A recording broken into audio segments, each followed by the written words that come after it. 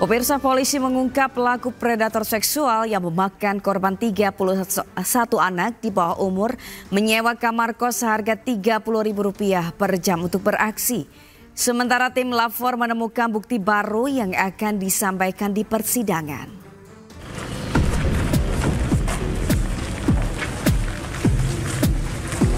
Direktorat Reserse Kriminal Umum Polda Jawa Tengah kembali membawa S, 21 tahun, tersangka kasus predator seks ke indekos di Desa Langun, Jepara, tempat tersangka melecehkan korbannya. Tim Puslapfor Mabes Polri bersama Lapfor Polda Jawa Tengah mengumpulkan barang bukti secara scientific crime investigation.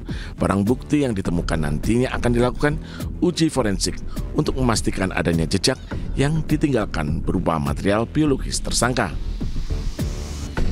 Petugas menemukan bercak spermatium tersangka serta rambut dan bercak darah korban yang tertinggal di tempat tidur. Di sini kami tim dari Puslapfor atas perintah Pak Kapuslapfor Baris Krim Polri untuk membantu rekan-rekan penyidik Polda Jateng untuk pembuktian secara scientific crime investigation. Jadi tadi ada anggota kita dari Puslapfor dan dibantu dengan Lapor Polda Jateng menemukan ada beberapa barang bukti yang kita ambil dari tempat kejadian perkara.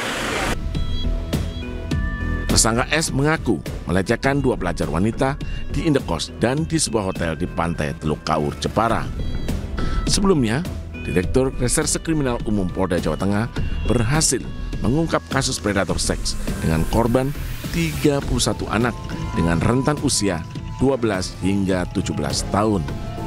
Tersangka memperdaya para korban, dirayu kemudian meneror korban akan menyebarluaskan foto atau video asusila korban melalui media sosial jika tidak menuruti keinginannya. Pelaku dijerat pasal berlapis dari Undang-Undang Pornografi, Undang-Undang Perlindungan Anak, serta Undang-Undang Informasi dan Transaksi Elektronik dengan ancaman hukuman di atas 12 tahun penjara. Dari Jepara, Jawa Tengah, Alif Sutarto, iNews melaporkan. Ya pemirsa, untuk mengetahui perkembangan kasus ini, kita terhubung dengan Kombes Pol Dwi Subagio di Treskrimum Polda Jawa Tengah. Selamat pagi Pak Dwi Subagio. Selamat pagi. Ya, selamat pagi Pak.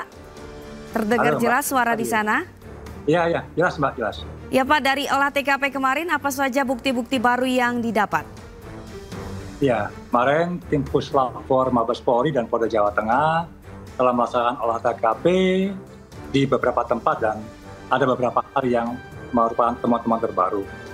Semua itu akan dijadikan sebagai alat bukti dalam proses penyidikan. Apa saja itu Pak?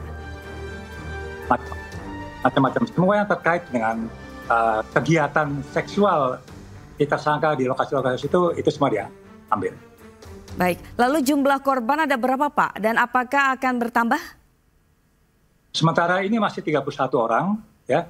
Jadi 31 orang ini itu ada semua filenya per orang. Kemudian penjelasan tersangka menyampaikan bahwa ada beberapa file yang sudah terhapus. Nah, ini yang sedang kita coba untuk membuka kembali file tersebut. Jadi Puslapfor pun juga sedang membuka beberapa handphone pelaku untuk di tracing. Demikian. Untuk ke-31 korban, siapa saja Pak para korban ini? 31 korban ini ya semua itu adalah anak-anak di bawah umur. Umurnya antara 12 sampai dengan yang paling tinggi itu SMA atau SMK kelas 2, sekitar 17 tahun. Semua itu di bawah umur. Lalu apa saja Pak modus yang dilakukan pelaku ini untuk menarik para korbannya? Jadi pelaku ini dia menggunakan media Telegram, kemudian melakukan filter pertemanan di media Telegram itu. Jadi memang dia sudah mengincar dari awal adalah anak-anak di bawah umur. Kemudian selepas dia berkomunikasi dengan anak tersebut, maka anak tersebut dirayu dan akhirnya mau dia membuka baju. Selepas buka baju, maka dia diminta untuk membuka bawahnya segala macam. Apabila dia tidak mau, maka akan disebarkan. Nah, kemudian berlanjut. Jika bawah juga sudah selesai, maka ini yang miris sekali. Si korban-korban diminta untuk masturbasi sendiri dan itu divideokan. Dan terakhir itu selepas itu maka si tersangka ini pelaku akan meminta korban untuk ketemuan di darat. Nah, dari file yang kami terima, kegiatan pelecehan seksual ataupun persetubuhan dengan anak di bawah umur ini divideokan oleh si tersangka sendiri dan disimpan. Pak, lalu tersangka ini sebenarnya berprofesi sebagai apa atau apa keseharian yang dilakukan pelaku? Wira swasta dia. Bagaimana Pak? Wira swasta. Wira swasta.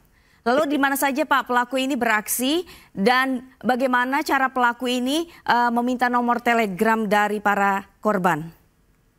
Ya, pelaku ini beraksi ada di Jepara, juga kan di Semarang. Nah, korban-korbannya di banyak tempat ya, ada yang dari Jawa Timur, ada yang dari Lampung, ada yang dari Semarang, tapi paling banyak juga dari Jepara.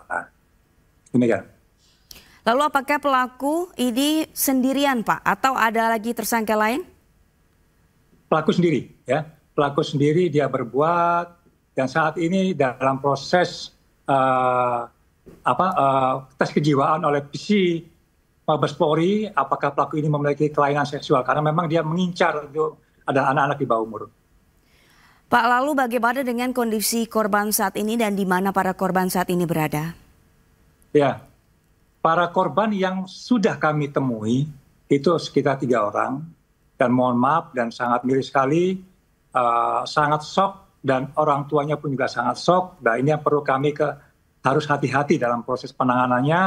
Ya, kami tidak akan menyentuh semuanya, tapi kami juga meminta kesadaran dari para orang tua untuk juga bisa ya memberikan kontrol pada anaknya. Kami saat ini menggandeng dari psikologi Mabes Polri, Polda Jawa Tengah, kemudian dari Lembaga Pemerhati Anak, UPTD, ya semua akan kami libatkan ini Pak.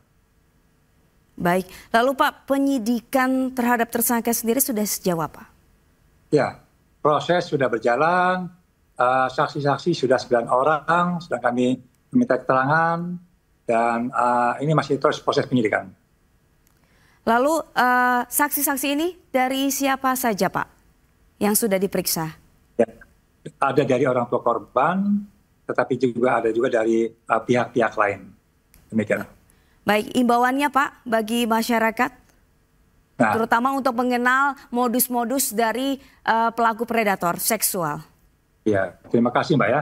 Jadi himbauan kami yang pertama bagi kepada orang-orang tua, ya, tolong kontrol bagi anak-anaknya, baik perempuan, laki-laki yang menggunakan handphone, terutama yang di bawah umur. Karena anak-anak di bawah umur itu mudah sekali dirayu, mudah sekali diancam dan sering takut. Ya, satu tuh bagi orang tua tolong kontrol anaknya, bantu untuk ini. Kemudian bagi sekolah dan lingkungan juga mereka ini anak-anak ini para korban, bukan pelaku. Tolong jangan dijauhi, ya. Tapi justru harus bantu anak-anak tersebut di trauma healing supaya anak-anak itu bisa kembali seperti semula sebagai seorang anak-anak di bawah umur. Demikian. Baik, terima kasih Kombes Pol Dwi Subagio di Treskrimum Polda Jawa Tengah. Selamat pagi Bapak, selamat beraktivitas.